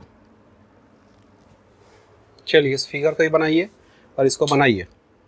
देखिए बाइंडिंग एनर्जी पर न्यूक्लियॉन्स वर्सेस मास नंबर आपका कर्व दिया हुआ है, WXYZ का आपको दिया हुआ है। 4 न्यूक्लियाई है। The process that would release energy, energy कब रिलीज होता है? ये एनर्जी कब रिलीज होता है? जब एनर्जी जो बाइंडिंग एनर्जी जो होता है प्रोडक्ट का वो ज़्यादा हो जाए आपका पेरेंट न्यूक्लियाई का से, ठीक है। तो पेरेंट न्यूक्लियाई से जब बाइंडिंग एनर्जी ज़्यादा हो जाता है डॉटर न्यूक्लियाई का, तो हमारा क्या होता है, उसमें एनर्जी रिलीज होता है, ठीक है। तो देखिए सबसे पहले इसमें देख लेते हैं। तो y है, तो y में आपका कितना है, 8.5 है, और ये चेंज होके कहाँ गया, 2 इंटू जेड यानी 2 इंटू 5 यानी कि 10। तो ये क्या हो गया, 8.5 से 10 हो गया, तो ये इंक्रीज हो गया ना, ठीक है। 8.5 से क्या हुआ, 10 इंक्रीज हो गया। इसमें y से 2z गया, तो y का मास नंबर कितना है, 60 इंटू ए का देखते हैं, y का मास नंबर 60, y का लिखते हैं, y का 60 इंटू इसका एनर्जी पर न्यूक्लियन का इतना हो गया। अच्छा, और 2z का कितना हो गया, सब कैलकुलेट एक साथ करेंगे, ठीक है। 2z का हो गया 2 और z का कितना है आपका 30, और इसका एनर्जी पर न्यूक्लियन कितना है 5, ठीक है। तो ये तो 10, ये तो आपका हो गया 300, ठीक है। चलिए आप डायरेक्टली बी में आ जाते हैं। बी में क्या है, W का कितना हो जाएगा, W का 120 इंटू 7.5, और ये x प्लस जेड का क्या होगा, x का हम लोग लिख लेते हैं 90 इंटू 8 प्लस जेड का क्या हो जाएगा 30 इंटू 5, तो ये 720 प्लस 150, तो ये कितना हो जाएगा 5 6 7 7 870, ठीक है। अच्छा सी में आ जाते हैं। वो W का जो आपका हो जाएगा वो क्या होगा 120 इंटू 7.5, और 2y का क्या हो जाएगा 2 इंटू 60 इंटू 8.5, तो 120 गुना 8.5, सब कैलकुलेट करेंगे एक साथ। D में आ जाते हैं। x का आपका कितना हो जाएगा 90 इंटू 8, ठीक है, तो ये 720, और y का कितना हो जाएगा 60 इंटू 8.5, ये निकालेंगे, और z का कितना हो जाएगा z का कितना, इसमें सब इसका इक्वेशन में लिख दीजिएगा। यहाँ पे क्या था y टेंड्स टू 2z था, यहाँ पे क्या था w tends to x plus z था, ठीक है। c में क्या था आपका w टेंड्स टू 2y था, और इसमें क्या रहेगा आपका x से y प्लस z बन रहा है, ठीक है। तो y और z का हम लोग लिख लेते हैं, z का कहीं नहीं दिया हुआ, 30 इंटू 5 यानी कि 150। चलिए कैलकुलेट किया जाए।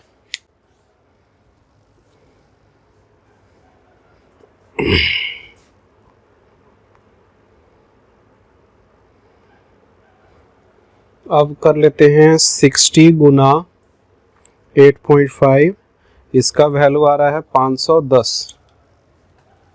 510 से 300 जा रहा है, तो घट रहा है, घटने का साइन बना देते हैं। अच्छा 120 गुना 7.5, ये 900, तो ये क्या हो रहा है 900 से 870 जा रहा है, तो इसमें भी घट रहा है।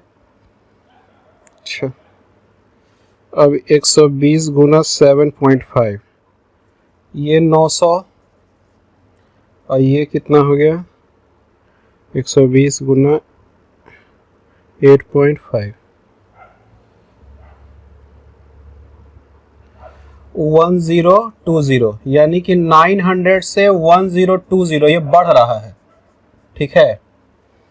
अच्छा इसमें कितना होगा 60 इंटू 8.5, 60 इंटू 8 में 510 हो जाएगा, तो ये हो जाएगा 720 टेंस टू कितना हो जाएगा 510, 610, 660, 510, 5 6 660, तो इसमें भी डिक्रीज हो रहा है, तो इंक्रीज सिर्फ इसी में हो रहा है, ठीक है। तो ऑप्शन कौन सा सही हो जाएगा सी, इसी में बाइंडिंग एनर्जी पर न्यूक्लियन जो आपको क्या हो रहा है इंक्रीज हो रहा है, तो इसीलिए स्टेबल न्यूक्लियस बन जाएगा, ठीक है, और इससे एनर्जी रिलीज होगा। चलिए सी ऑप्शन करिए, ये सही हो गया। अगले क्वेश्चन की तरफ, ये लास्ट क्वेश्चन है, एक और क्वेश्चन कर ले रहे हैं हम लोग। A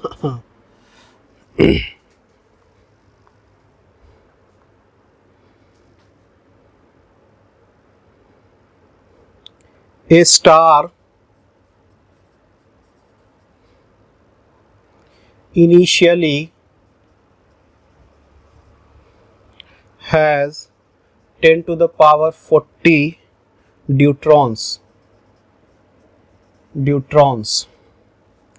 It produces energy via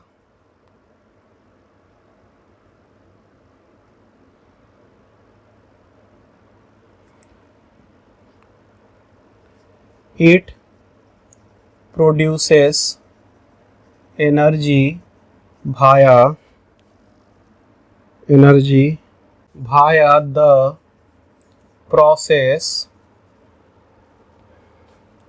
1H2 plus 1H2 to H13 plus proton and H21 plus H31 He24 plus N. If the average power radiated by the star is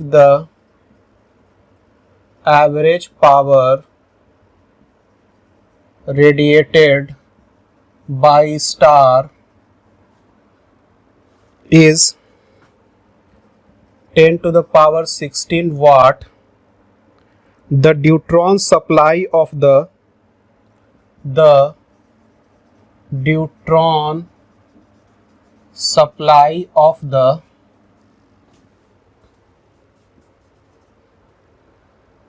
star is exhausted in a time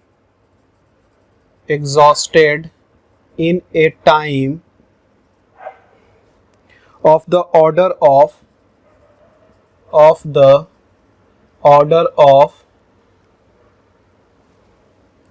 A 10 to the power 6 second, B 10 to the power 8 second, C 10 to the power 12 second, D 10 to the power 16 second.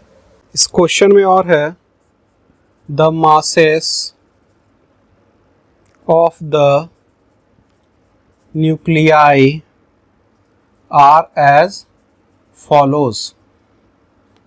Mass of H2 is 2.014 AMU. Mass of neutron is equal to 1.008 AMU. Mass of proton is equal to 1.007 AMU. Mass of He4 is equal to 4.001 AMU. चलिए इसको बनाया जाए. देखिए star के पास इतना deuteron है और ये क्या कर रहा है, इसके अंदर में दो रिएक्शन हो रहा है. दो ड्यूट्रॉन मिलके आपका क्या कर रहा है कि ये मास नंबर का ये आपको हाइड्रोजन एटम बना रहा है प्लस प्रोटॉन बना रहा है. उसी तरह से आपका यहाँ पे क्या रहेगा, दो हाइड्रोजन नंबर आपका मिलके ड्यूट्रॉन मिलके आपका हीलियम का न्यूक्लियाई बना रहा है और न्यूट्रॉन निकल रहा है. If the average power radiated by star is इतना वाट, ठीक है, तो वो जो स्टार है इतना वाट का पावर दे रहा है. The deuteron supply of the star ये exhausted in the time of the order of, इतना जो ड्यूट्रॉन हो कितना समय में खत्म हो जाएगा ये निकालना, और इसका ऑप्शन दिया हुआ है आपको.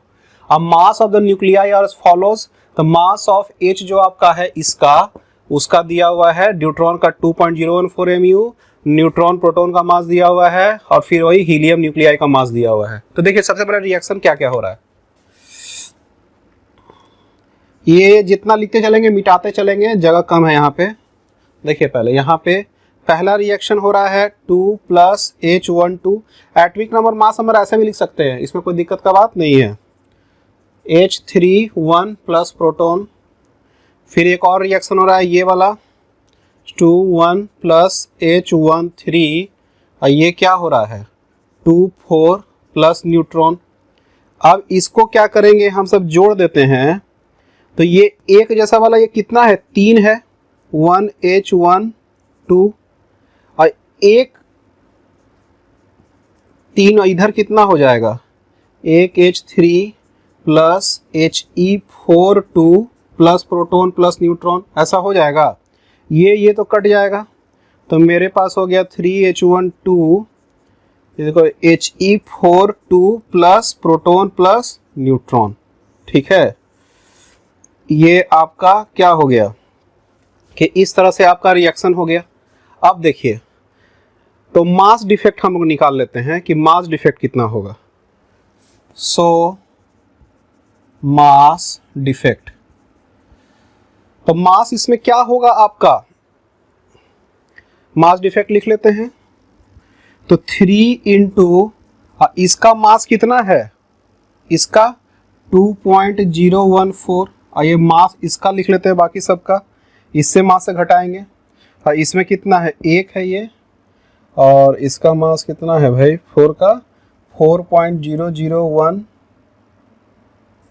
प्लस प्रोटॉन का 1.008 प्लस 1.007। ठीक है, तो इसको जब करके करेंगे इसको कैलकुलेट, तो इसका वैल्यू आ रहा है 0.026 AMU। ठीक है, इतना मास आ गया। अब देखिए, इसमें जो एनर्जी जो होता है एक EMU का 931 हम मान लेते हैं इसको on an average. Energy released फिर आपका क्या हो जाएगा, 0.06 AMU is equal to 0.026 into 931 mega electron volt. इसका वैल्यू कितना है, जूल में करेंगे तो ये हो जाएगा 3.87 into 10⁻⁻12 joule. Mega electron volt को जूल में करने के लिए मेगा को 10⁻6 से कर दीजिए, एम के जगह पे ई के जगह 1.6 इंटू 10⁻19 लिख दीजिए, तो आपका जूल में आपका आंसर आ जाएगा। तो ये एनर्जी आपका आ गया। ठीक है, लेकिन ये एनर्जी 3 ठो आपका ड्यूटेरियम न्यूक्लियस का है, तो एक ड्यूटेरियम न्यूक्लियस का कितना हो जाएगा, एनर्जी ऑफ 3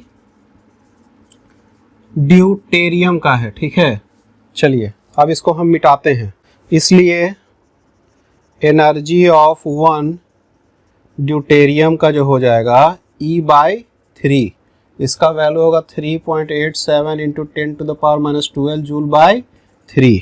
इसको कैलकुलेट कीजिए, इसका वैल्यू आ जाएगा 1.29 इंटू 10⁻28 जूल। ठीक है, इतना एनर्जी आ गया। अब क्या है, पावर आपको कितना दिया हुआ है, 10⁻16 वाट। तो पावर इज इक्वल टू क्या होता है, एनर्जी बाय टाइम। तो टाइम क्या हो जाएगा, एनर्जी बाय पावर। एनर्जी कितना है 1.29 इंटू 10⁻28 और पावर 10⁻16। तो चलिए इसका निकालते हैं टाइम। ये हो जाएगा आपका 1.29 इंटू 10⁻12 सेकेंड, ये नियरली इक्वल टू 10⁻12 सेकेंड भी लिख सकते हैं। ठीक है, ये आपका टाइम हो गया, ये 10⁻12 सेकेंड यहाँ दिया हुआ है। ठीक है, तो इतना आपका टाइम लगेगा, इतना टाइम में आपका क्या होगा कि पूरा का पूरा न्यूट्रॉन खत्म हो जाएगा। ठीक है, चलिए इसको उतारिए, ये क्वेश्चन हो गया। हाँ, इस तरह से न्यूक्लियर फिजिक्स आपका खत्म होता है। ठीक है।